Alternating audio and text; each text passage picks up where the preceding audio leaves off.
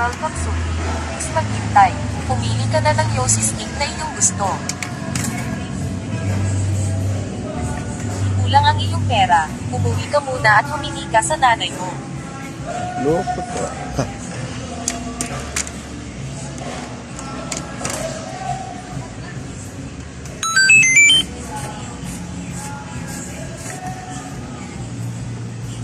Maraming salamat sa paggamit ng Yossi vending machine.